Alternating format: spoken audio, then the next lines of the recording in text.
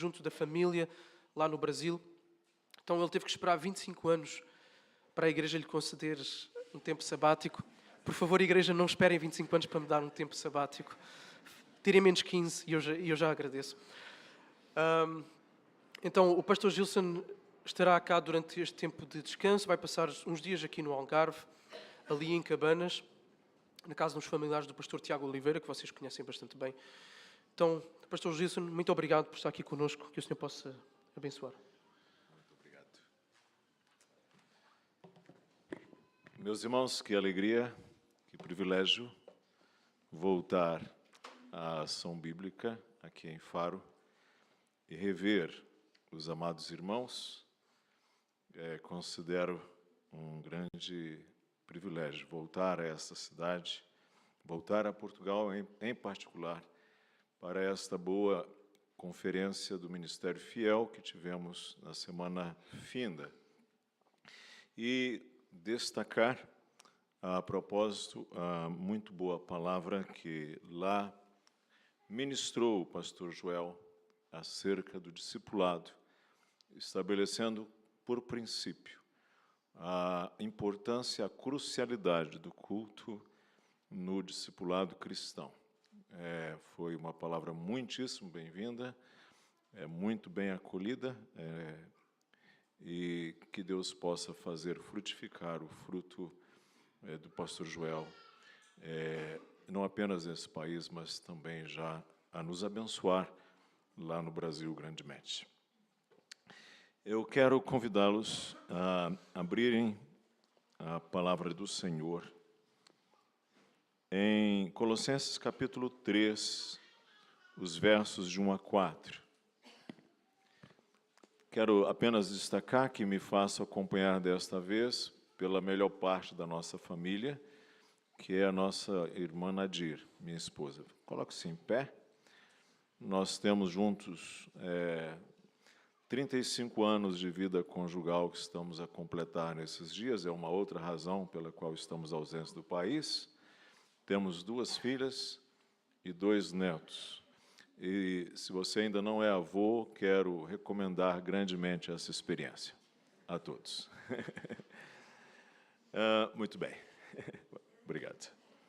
Colossenses 3, de 1 a 4. Portanto, se fostes ressuscitados juntamente com Cristo, buscai as coisas lá do alto, onde Cristo vive, assentado à direita de Deus. Pensai nas coisas lá do alto, não nas que são aqui da terra, porque morrestes, e a vossa vida está oculta juntamente com Cristo em Deus. E quando Cristo, que é a nossa vida, se manifestar, então vós também sereis manifestados com Ele em glória. Uma das grandes dificuldades que os estrangeiros têm com os nossos países lusófonos, países de fala portuguesa, diz respeito ao aprendizado dos verbos em português. Os verbos em português definitivamente não são fáceis. Se já não são para nós, imagine para os estrangeiros. Mas a riqueza dos nossos verbos, ela aponta não apenas para a complexidade do nosso idioma, mas também para a beleza deste idioma. Eu me lembro que, quando ainda criança, nós cantávamos o verbo lá nas escolas. Usa essa expressão aqui, cantar os verbos? Usam? Ok? Nós recitávamos os verbos, uma espécie de cantigas, e assim nós memorizávamos os verbos. E já nos deparávamos, às vezes, com algumas dificuldades. Por exemplo, como conjugar o verbo remir no presente do indicativo. E aí, eu troquei 6 por meia dúzia. Em vez de remir, usei redimir, que é um verbo regular. E também outro verbo, falir, que também não dá para conjugar no presente do indicativo, porque esses verbos, naturalmente, são verbos não defectíveis.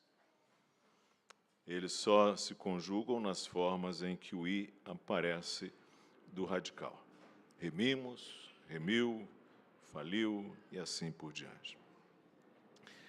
Hoje nós vamos conjugar verbos.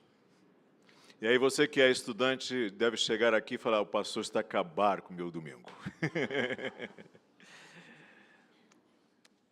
Mas hoje nós vamos conjugar o verbo redimir. Ou melhor, nós veremos a redenção em 4 tempos verbais.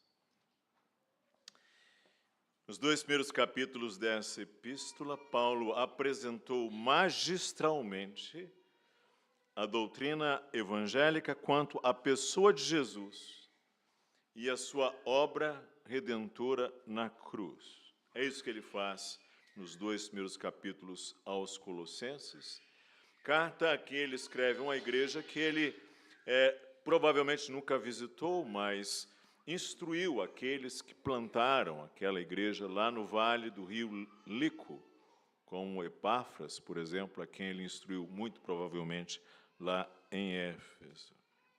E agora, no 3º capítulo, ele inicia uma parte exortativa da sua epístola, chamando a atenção para o fato de que eles, os crentes colossenses, eram pessoas transformadas pela graça de Deus.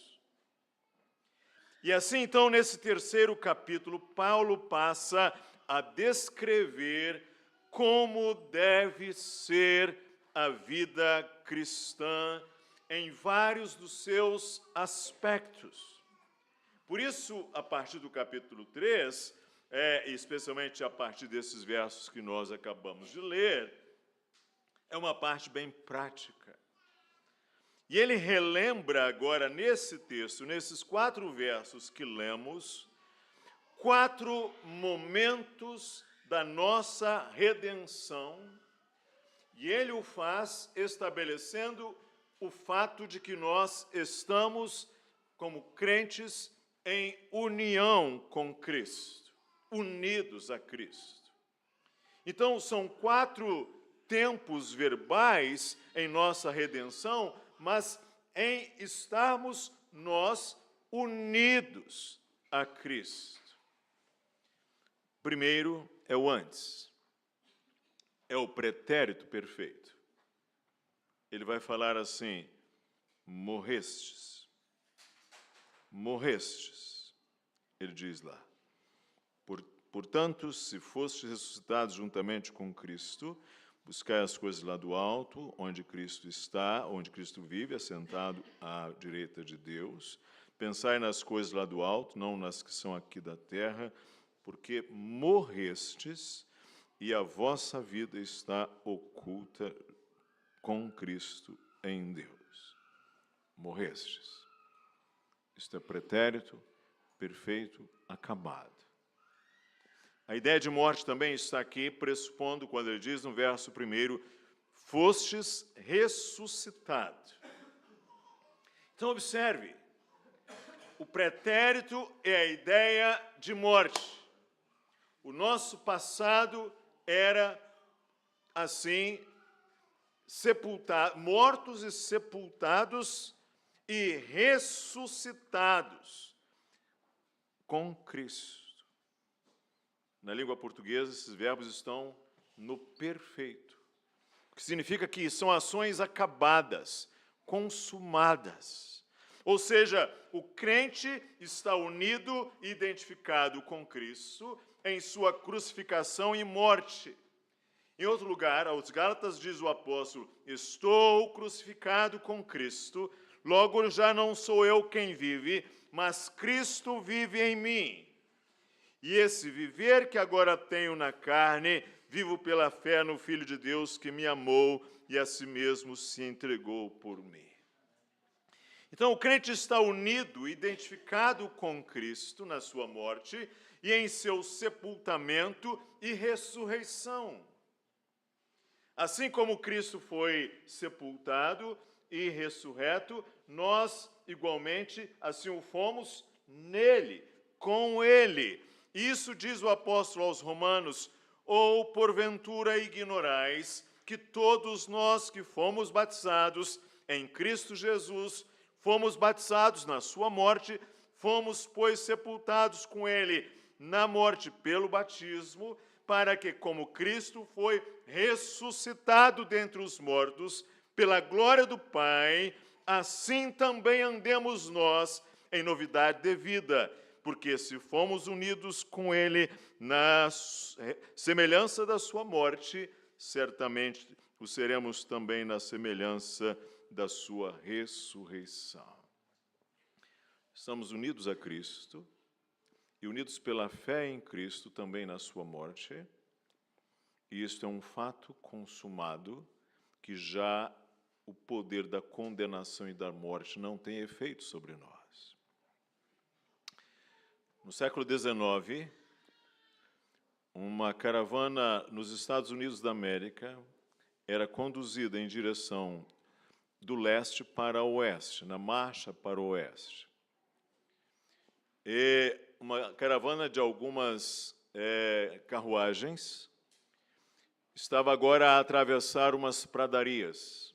Era um tempo seco, uma espécie de planícies grandes, amplas, como essas planícies alentejanas. E esta caravana, com várias carruagens, estava agora a atravessar aquela grande planície, aquela grande pradaria seca. E, de repente, eles veem que vem lá adiante o fogo, vem em direção a eles, queimando, célere, queimando rapidamente. O fogo vem em direção àquela caravana. E era preciso tomar uma decisão rápida. Mas aquela caravana era conduzida por um homem sábio, um homem experiente. E ele disse algo: vamos agora colocar fogo em toda essa parte que está atrás das nossas carruagens. E, imediatamente, homens e mulheres desceram, colocaram fogo em toda aquela área atrás das carruagens. Tudo aquilo se queimou rapidamente. Então ele orientou: agora vamos retroceder, trazer as nossas carruagens para essa área em que o fogo queimou. E assim ele colocou. Todos vieram. E vinha o fogo, célere, em direção àquele lugar. Uma menina que estava lá, olhando aquela cena com medo, indagou: você tem certeza que esse fogo não vai nos atingir? E aquele homem disse assim: menina, sossega, descansa. O fogo não pode estar onde o fogo já esteve. O fogo não pode estar onde o fogo já esteve. Nosso pretérito perfeito é que o fogo já esteve lá na cruz, em nosso lugar. Não pode mais nos alcançar. Uma vez por todas. Isto é pretérito perfeito. Isto é maravilhoso. Nós temos agora um segundo verbo. É o indicativo presente. Uma vez que já conjugamos o passado, vamos ao aqui e o agora. E ele diz: portanto, se morrestes, se fostes ressuscitados juntamente com Cristo, ele vai dizer que agora Cristo vive, verbo no presente, assentado à direita de Deus. Cristo vive à direita de Deus. Aquele lugar em que ser humano algum pisou, aquele lugar mais alto do universo, naquele lugar, à altura, a mão direita da majestade nas alturas. Há um homem judeu que nos representa, ressuscitado, à direita, vivo. Neste exato momento em que nós estamos a nos reunir aqui, no sul de Portugal, no Algarve, em Faro, cultuando ao Senhor, há alguém à direita de Deus, intercede por nós. Mas aqui o argumento do apóstolo é que Cristo está lá, ele vive, e ele dirá que a vossa vida está oculta. A palavra oculta aqui é escondida, ou pode ser traduzida também por guardada, juntamente com Cristo em Deus. Verso 3. A vossa vida está oculta, juntamente com Cristo em Deus. Você se lembra que lá no passado, no pretérito perfeito, o que nós tivemos lá foi a ideia de morte, pois agora, no presente, o que temos aqui é a ideia de vida. E o que é o presente? Agora, quando Cristo está assentado nos lugares celestiais, o crente continua unido e identificado com Ele. Estamos ligados, unidos, colados, apegados a Ele, nas mãos dEle, no braço forte dEle. Como diz ali o livro de Apocalipse, estamos guardados por Ele como se fôramos estrelas nas suas mãos. Mas Deus, sendo rico em misericórdia, por causa do grande amor com que nos amou, e estando nós mortos em nossos delitos, nos deu vida juntamente com Cristo. Pela graça sois salvos, e juntamente com Ele nos ressuscitou. E observe, e nos fez assentar nos lugares celestiais em Cristo Jesus. Lá está o Senhor Jesus, assentado à direita de Deus. Você sabe o que é o braço direito de Deus? É o braço forte de Deus. E Cristo está ali. Tem marcas nos cravos. Tem as marcas dos espinhos. E tem a memória eterna do sacrifício que ele realizou diante de Deus. Esse sumo sacerdote que já oficiou lá no átrio, no altar de bronze, agora está ali a oficiar no altar de ouro, no Santo dos Santos, intercedendo por nós. E não há menor possibilidade desse Filho de Deus, ali à direita do Pai, interceder por nós e esta oração não ser aceita. Esta é uma razão porque você pode ter segurança. Esta é uma razão porque você pode confiar. Esta é uma razão porque você pode estar seguro. Não é porque você é mais forte, não é porque você é mais perseverante, não é porque você é capaz de exercer uma boa performance, não é porque você tem mais fé do que o outro. A razão pela qual você pode sentir-se seguro é porque Cristo está lá, a mão direita de Deus, e Ele representa você. A sua vida está oculta, guardada com Cristo em Deus. Isto é maravilhoso. Isto deve nos fazer descansar, confiar. Este é o nosso presente do indicativo. A nossa vida está guardada juntamente com Cristo em Deus, porque Ele vive assentado à direita de Deus. O diabo não chega lá, nem os demônios chegam naquele lugar, nem as potestades, nem nada. É um lugar seguro. pleno e perfeito que você está guardado. Terceiro tempo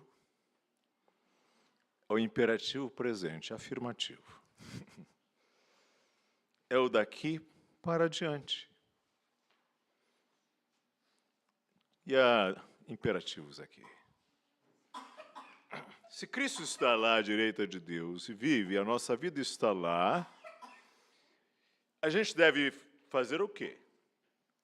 Buscar as coisas lá do alto, onde Cristo vive, assentado à direita de Deus.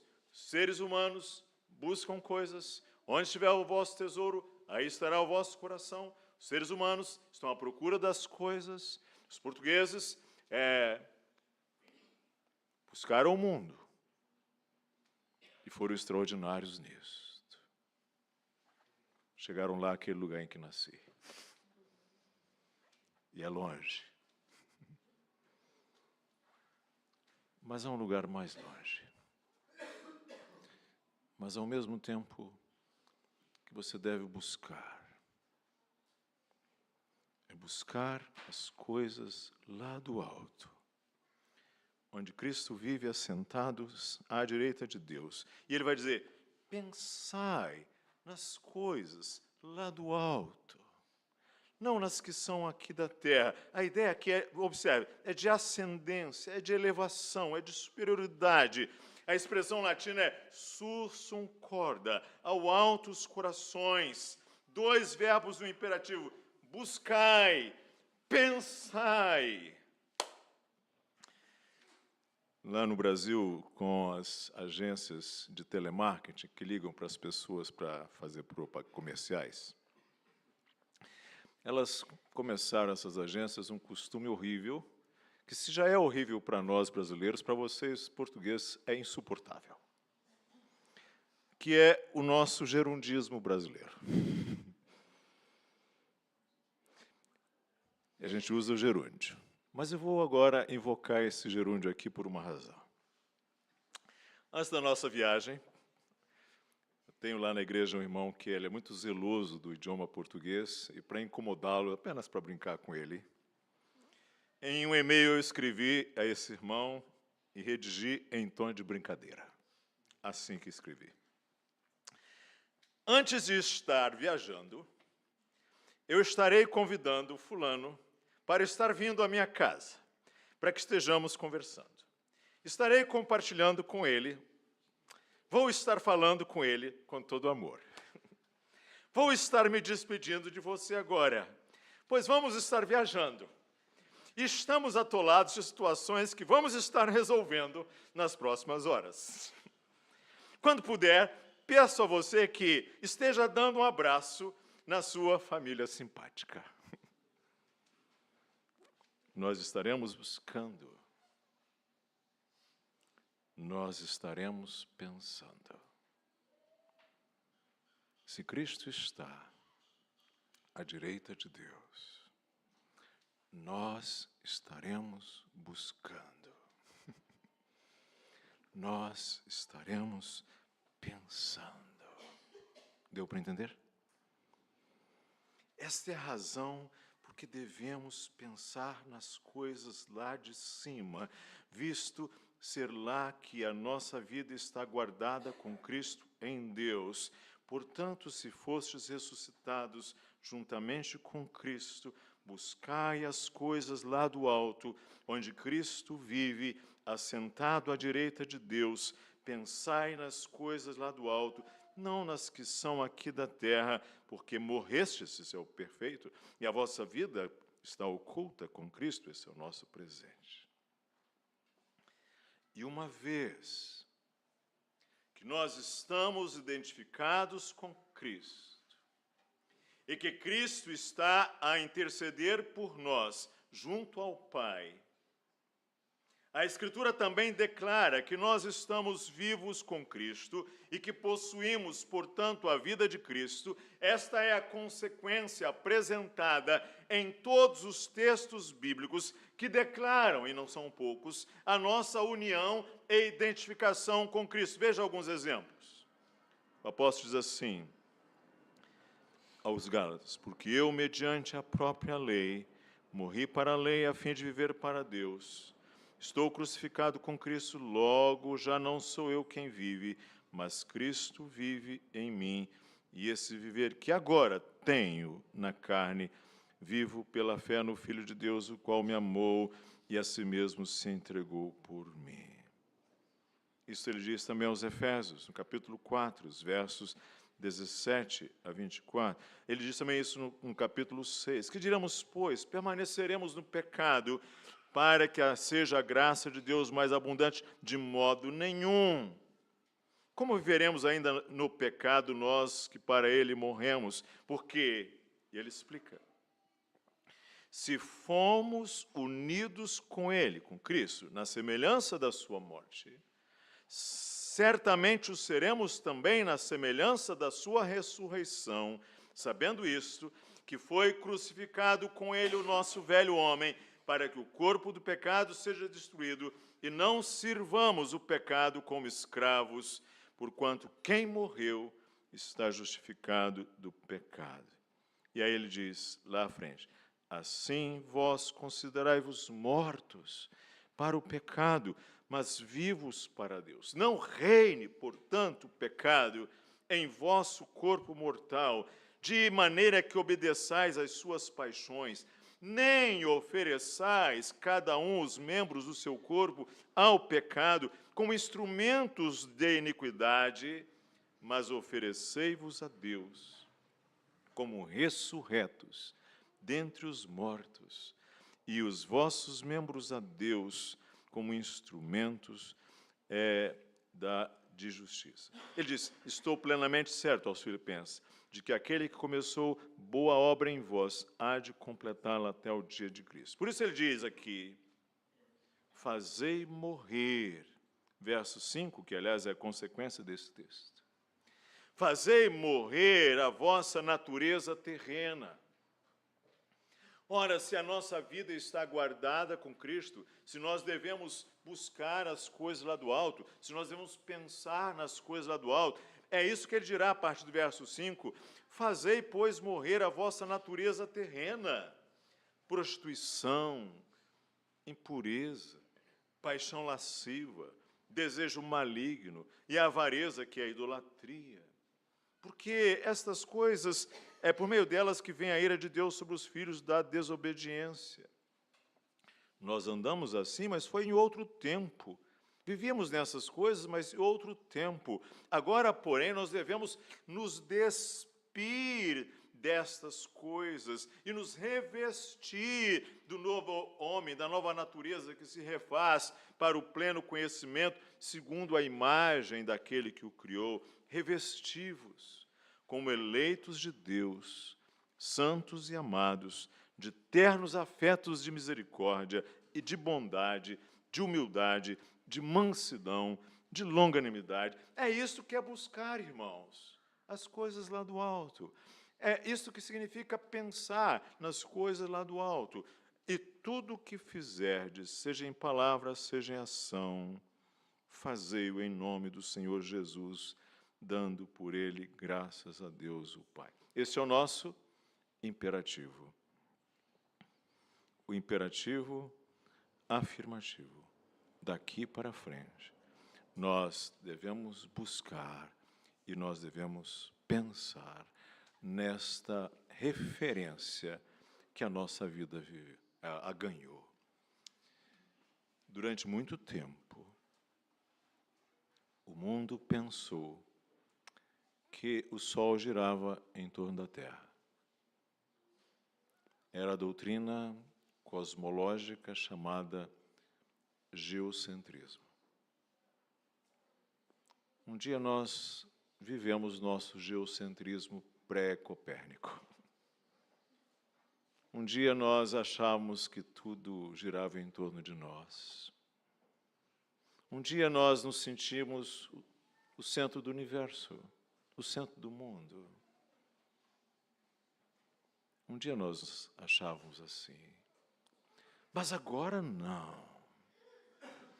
O sol já veio ao nosso encontro em todo o seu fulgor, em toda a sua resplandecência, em toda a sua luz.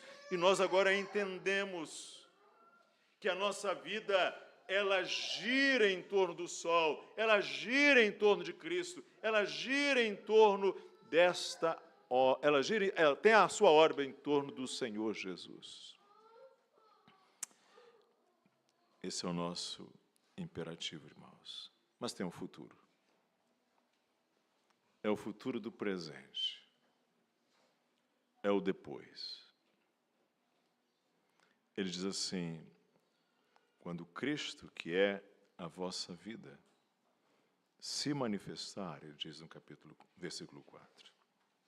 Quando, observe, quando, ele não diz assim, se, ele diz quando, ele está seguro. Quando Cristo, que é a vossa vida, se manifestar, ele diz, vós também sereis manifestados com ele em glória, na mesma ocasião. Isto é o futuro, o depois.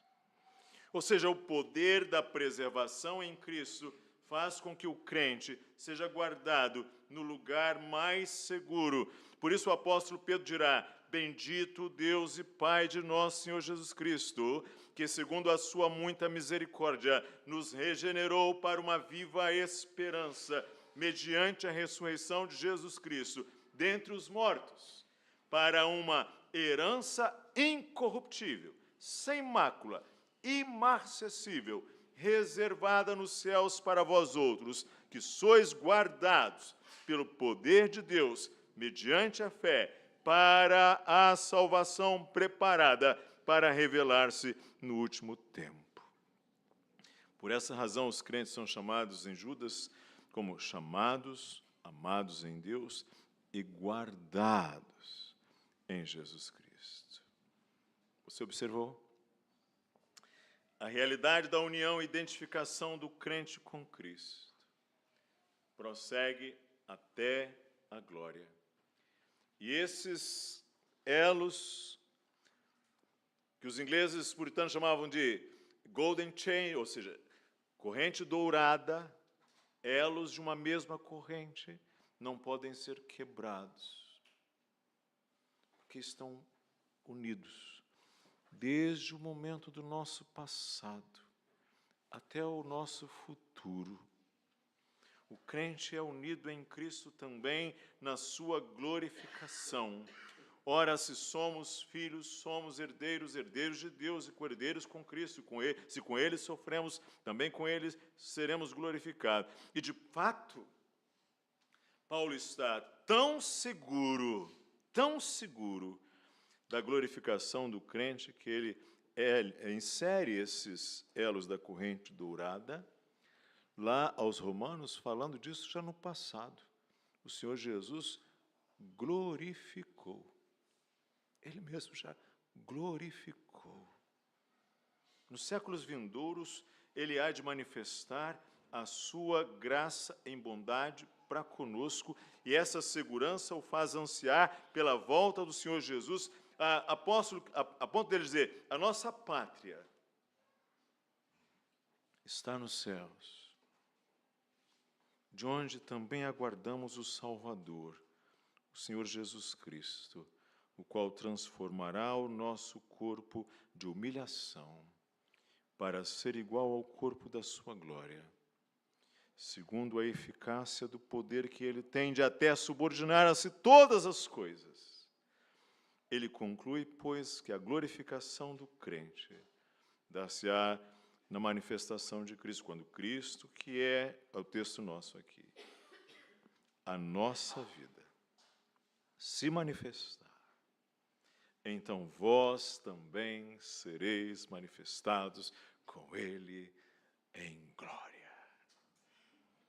O próprio Evangelho, por Ele pregado, trazia essa confiança, para o que também vos chamou, mediante o nosso Evangelho, para alcançardes a glória de nosso Senhor Jesus Cristo.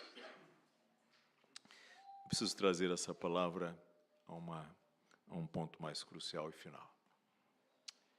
Temos aqui a obra completa da nossa redenção. Nós estamos unidos a Cristo no passado, unidos. Nós estamos unidos a Cristo no presente. A nossa vida está guardada com Ele lá. Nós estamos unidos a Cristo no futuro. Nós podemos buscar e pensar nas coisas lá do alto, onde Cristo está. Nós seremos glorificados com Ele em glória. Mas isso nos traz para o futuro do presente, e com ele eu quero enfatizar. Que é talvez o grande ponto do apóstolo aqui, a grande tônica. Buscar e pensar nas coisas lá do alto, onde Cristo está e onde a nossa vida está. A sua vida não está plantada aqui em Faro. A sua vida não está fadada à necrópole, ao cemitério municipal. A sua vida, por graça de Deus, por obra completa, Deus o chamou por sua graça. Você já veio à comunhão com o Senhor Jesus para se tornar, juntamente com Ele, possuidor de todas as coisas.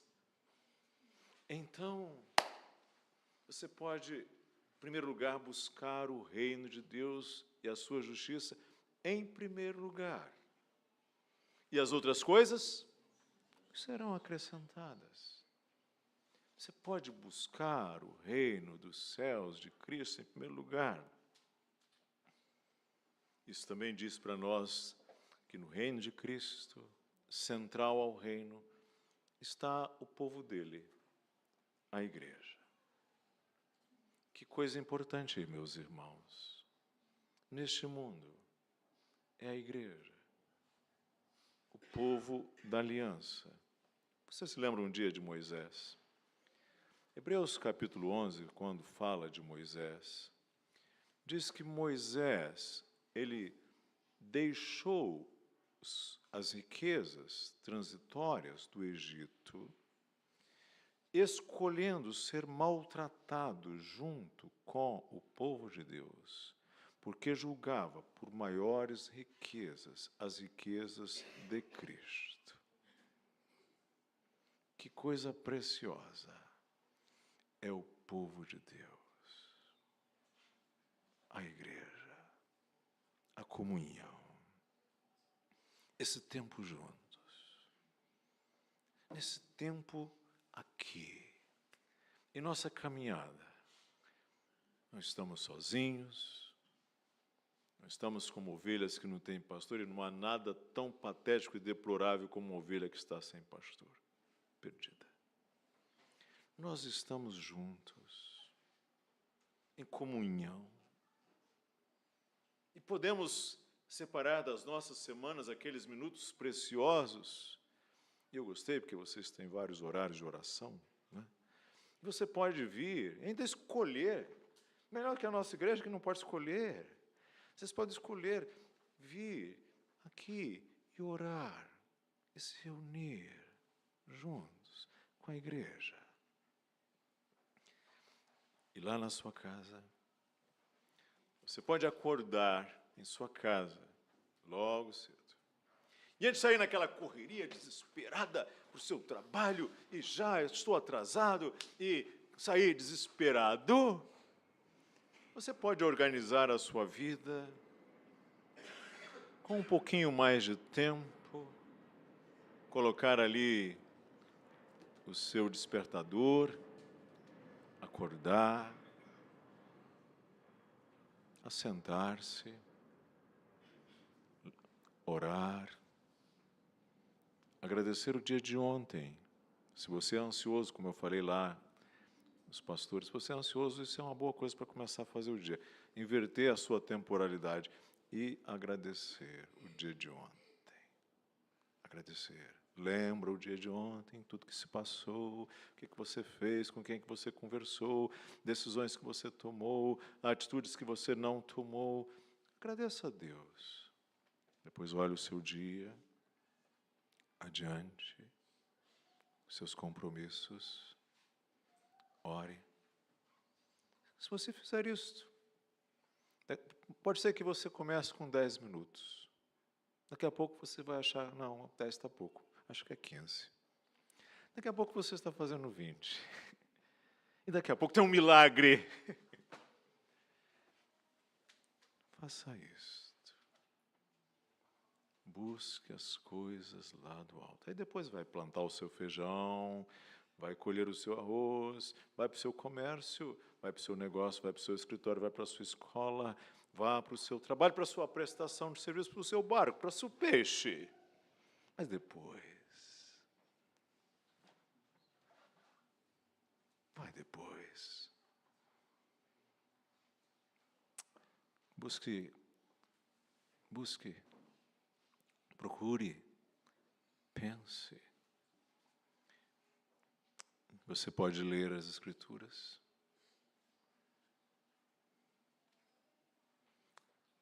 Orar com sua esposa. Eu finalizo.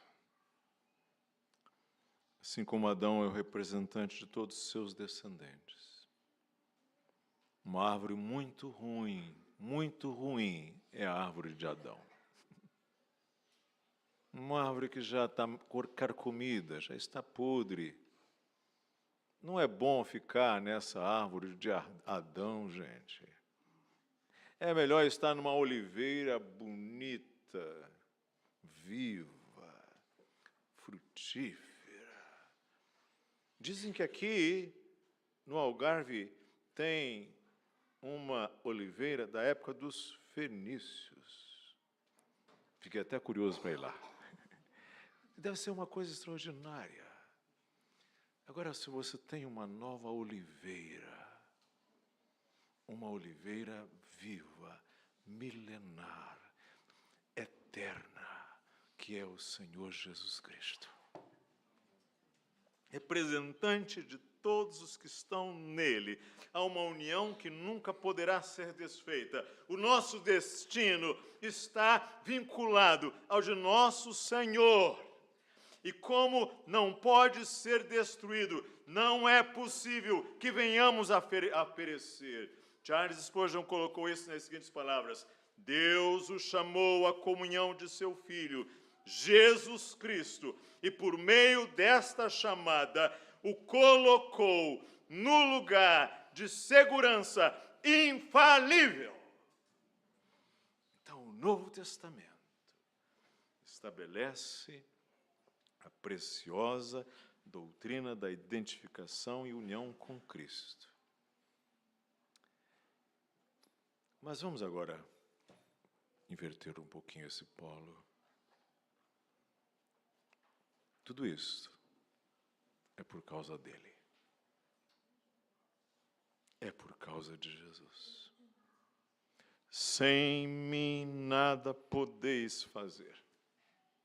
O apóstolo relembra aqui aos Colossenses, no capítulo 2, verso 10, nele estáis aperfeiçoados. Nele, diz o apóstolo aos Romanos, nenhuma condenação há para os que estão em Cristo Jesus. É Ele o nosso grande tesouro. É Ele a nossa grande dádiva. É Ele o nosso grande privilégio. É Ele o nosso grande deleite. É Ele a nossa razão. É Ele a razão de nós estarmos aqui nesta manhã. O Senhor Jesus Cristo. Deus nos uniu a Ele. Você está unido a Ele. O Filho de Deus, Deus unigênito, que veio do seio do Pai, que o Pai nos deu por amor, o Senhor Jesus Cristo. E a sua obra de redenção em nosso favor é segura, é plena, é completa, é perfeita. Mas eu queria perguntar se há alguém aqui que nos visita na manhã de hoje, que nos dá o privilégio dessa visita e ainda mais a paciência da sua atenção por esses minutos. Estamos todos nós unidos a Cristo pela fé. Você já uniu-se a Cristo pela fé, crê nele, crê que ele morreu em seu lugar. Creu que você pode entregar a sua vida daqui para diante a ele integralmente. Você já também assumiu um compromisso de buscar e servir a Cristo agora e daqui para frente, nos seus imperativos, de pensar nele, porque na verdade é ele que nós pensamos, é nele que nós buscamos. E ainda mais, você está seguro de que lá no futuro a sua vida será plenamente glorificada com Ele, de que você vai habitar no mesmo lugar que o Filho de Deus. Se você ainda não tem esta experiência, eu quero instar com você a buscar hoje, agora, o Senhor Jesus Cristo, a crer nele, a confiar nele. Ele não vai decepcionar você. E tem mais, ele será o grande diferencial da sua vida, de uma vez por todas, a ponto de que a sua vida será como a história antes de Cristo, depois de Cristo. E depois de Cristo será maravilhoso. Creia nisto. Que o Senhor te abençoe. Amém. Vamos orar? Senhor nosso Deus, que privilégio nós temos.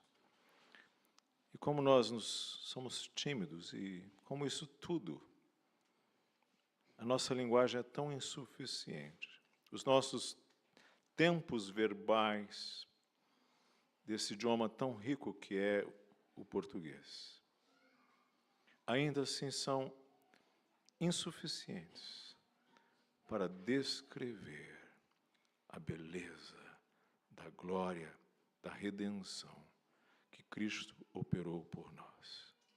Ajuda-nos a buscarmos as coisas lá de cima, a pensarmos nas coisas lá de cima e pensarmos e buscarmos Cristo, que é a nossa vida.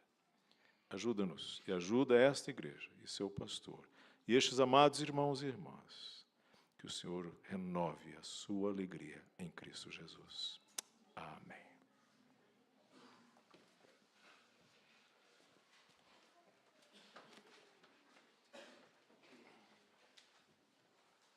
Vamos neste momento responder àquilo que ouvimos, indo até à mesa do Senhor, tomando o pão e o vinho.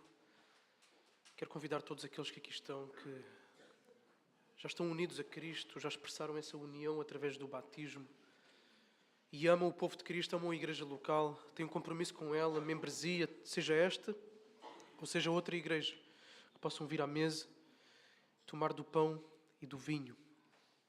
Esta ação que Jesus nos deu para nos fazer exatamente olhar tanto para o passado, aquilo que Ele fez por nós, morrendo e ressuscitando, olhar para o nosso presente, porque também devemos nos examinar, e olhar para o futuro, porque é isto que fazemos, anunciamos a sua vinda. Faremos isto até o dia em que Ele irá voltar. Então que cada um de nós possa vir à mesa, pegar no pão, pegar no vinho e esperar para todos juntos tomarmos juntos. Entretanto vamos cantar, podemos ficar de pé, à medida que vamos cantando podem vir buscar o pão e o vinho.